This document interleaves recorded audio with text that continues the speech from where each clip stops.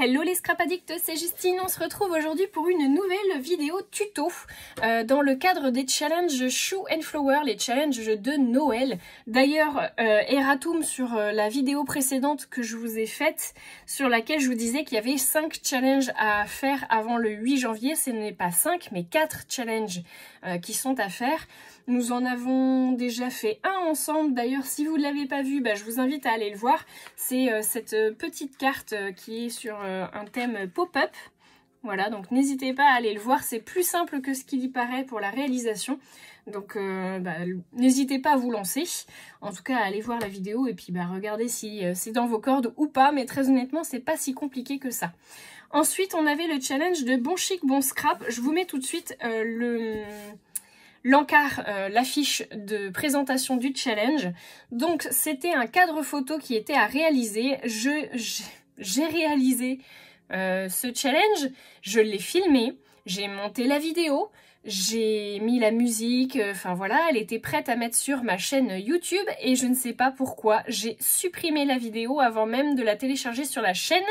Donc ne la cherchez pas, vous ne la trouverez pas et très honnêtement, j'ai pas envie de la recommencer parce que je fais partie de ceux et de celles qui n'aiment pas faire deux fois la même chose. Rarement je fais deux fois la même chose. Donc là, j'avoue que j'avais pas envie de recommencer. Pour autant, je vais vous montrer du coup ce que j'ai fait. J'ai trouvé ça vraiment très sympa. Donc n'hésitez pas à aller voir le tuto en PDF de Bon Chic Bon Scrap. Elle l'a mis sur le... Enfin, il est disponible en tout cas sur le...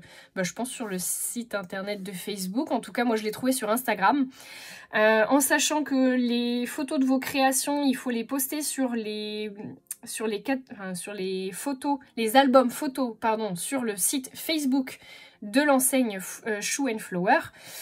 Donc chaque photo dans le bon album et il faut participer sur Facebook avant le 8 janvier pour pouvoir participer au tirage au sort, puisqu'en fait à chaque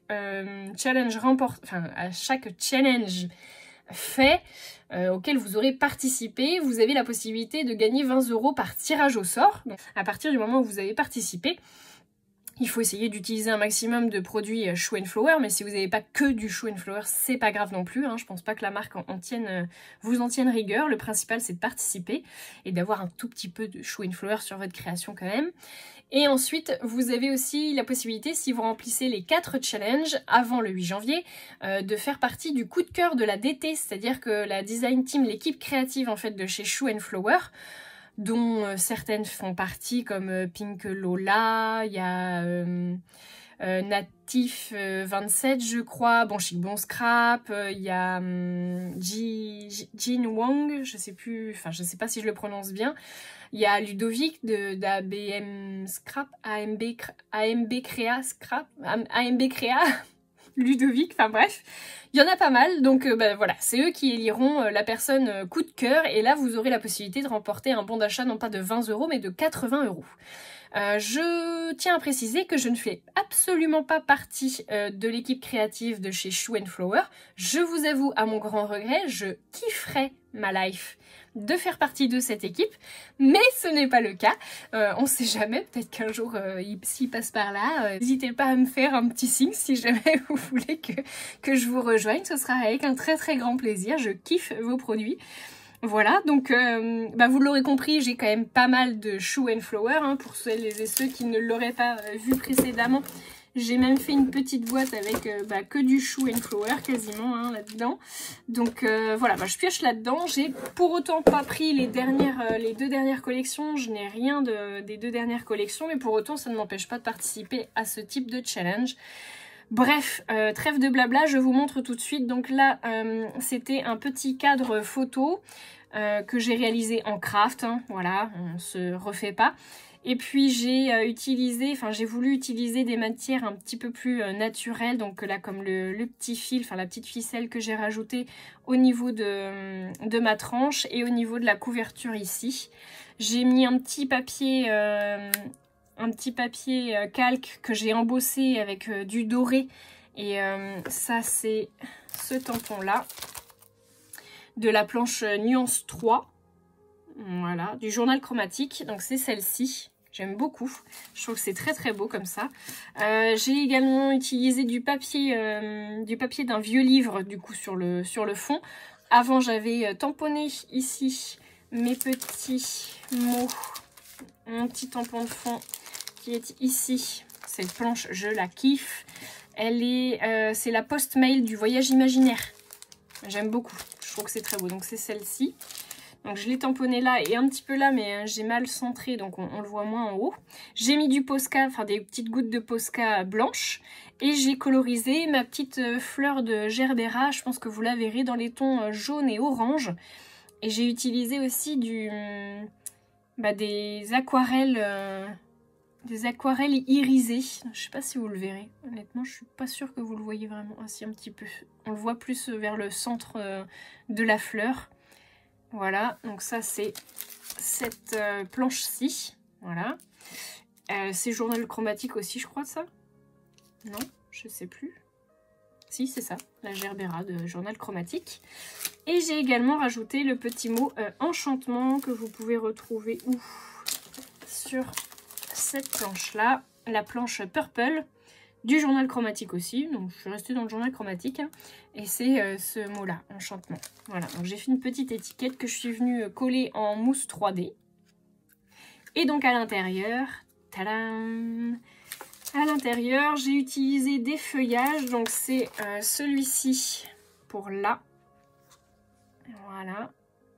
Donc que j'ai fait à l'aquarelle de chez Craftelier. Hein, et celui-ci qui est ici. Voilà.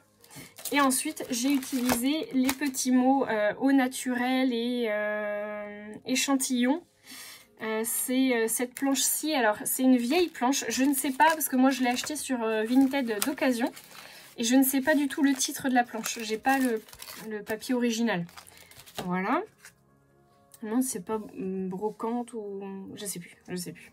Mais elle a plusieurs années. Et puis, donc, j'ai aussi tamponné Happy Time et Trouvailles du moment. J'ai remis aussi des petites gouttes de Posca. Je trouve que ça marche plutôt bien avec le craft. Voilà, donc sur le fond, sur un papier blanc. Et puis, vous avez la possibilité d'y mettre vos photos.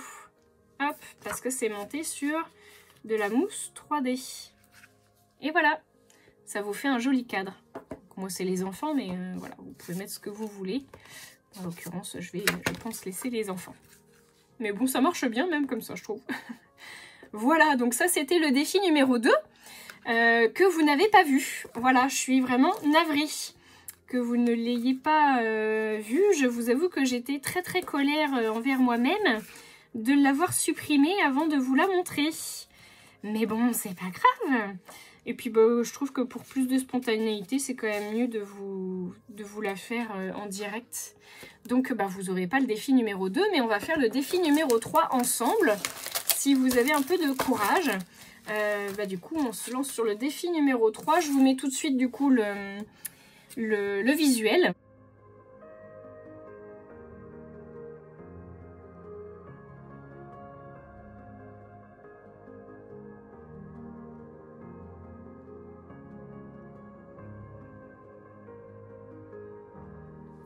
Voilà, donc vous avez vu, il faut faire une boule avec Annelise B. J'ai envie d'utiliser mon bloc Aquapad de chez Clairefontaine. Je sais pas ce que ça va donner parce que j'ai envie de travailler beaucoup dans l'humide. Donc on va essayer, on verra bien ce que ça donnera. Je vais prendre de la Drawing Gum. C'est une pâte que j'ai déjà utilisée une fois avec vous, sur lequel en fait quand on vient de l'appliquer sur son papier, ça fait une pellicule imperméable, ce qui vous permet du coup de faire des effets et surtout de protéger votre création de l'éventuelle aquarelle que vous allez mettre par-dessus. Donc, je vais essayer de faire une petite réserve. Alors, ça sent vraiment pas bon par contre. Je vais essayer de faire des petites réserves.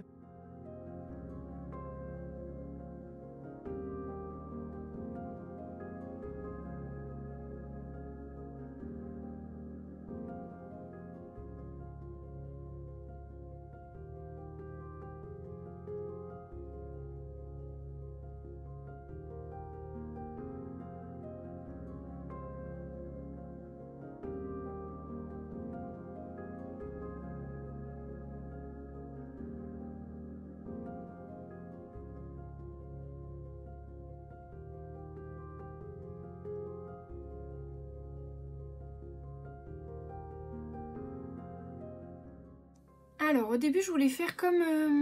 je voulais pas faire comme Anne-Lise, je voulais essayer de faire ça plus... Enfin, sur la même page, de faire et ma boule et mon fond. Sauf qu'en fait je me rends compte que la technique que je veux faire sur mon fond va être plus compliquée que ce que je pensais. Et que je vais devoir faire en 2 fois comme Anne-Lise et couper ensuite du coup ma boule. Donc c'est pas grave. Je vais faire déjà toute la peinture de mon fond et puis ensuite je ferai la boule. Donc là sur le fond je mets de l'eau, donc beaucoup d'eau. Donc là je peux passer sur mes petites gouttes, hein, c'est pas grave, hein, vu que c'est imperméabilisé. Hop, voilà. Et donc ensuite je vais faire mon fond. Donc je vais le faire bleu foncé.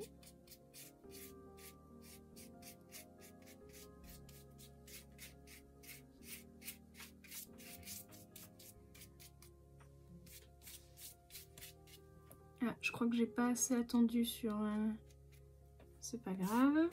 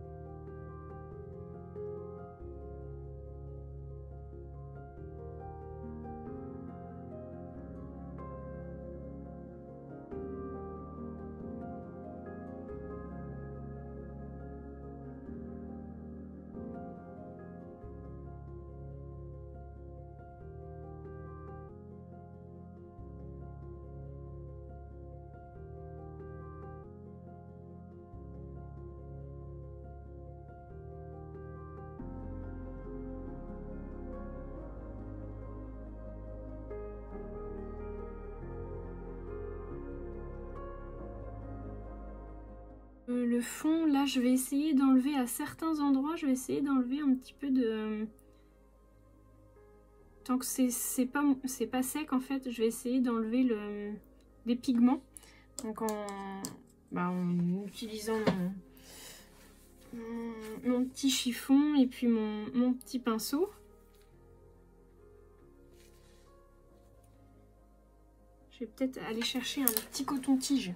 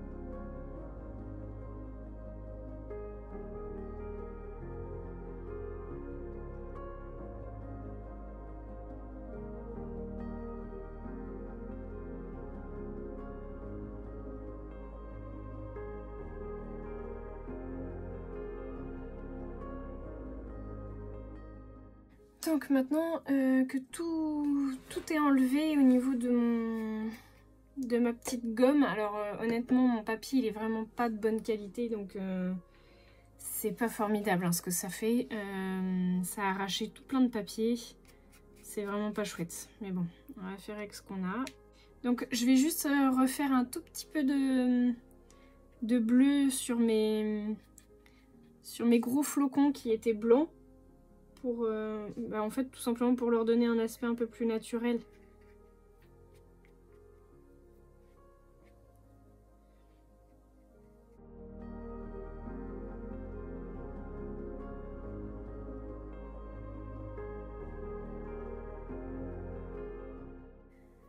Voilà, ça me paraît pas mal. Et puis maintenant, je vais m'attaquer à refaire ma branche, mais cette fois du coup en plus foncé. Alors je vais peut-être y aller piano piano.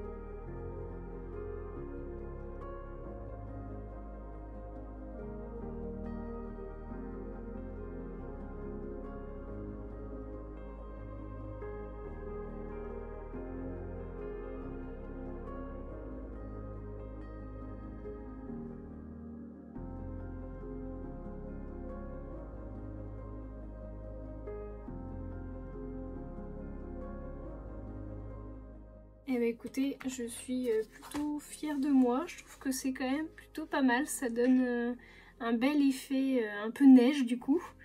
Je trouve que c'était pas si compliqué que ça, alors prenez un bon papier si vous voulez faire le même principe que moi avec la gomme, parce que du coup le mien c'est un carnage. Enfin on le voit de plus près, hein, c'est dégoûtant. Voilà, mais je trouve que l'esprit de Boken, il est bien là, hein, du coup, ça fait un résultat plutôt sympa. Dites-moi ce que vous en aurez pensé. Je pense vous faire une deuxième vidéo hein, pour la deuxième partie, du coup, parce que sinon je vais vous perdre, franchement, c'est beaucoup trop long. Donc, je vous fais la vidéo de la boule et de l'assemblage final, du coup, sur une prochaine vidéo. Bisous!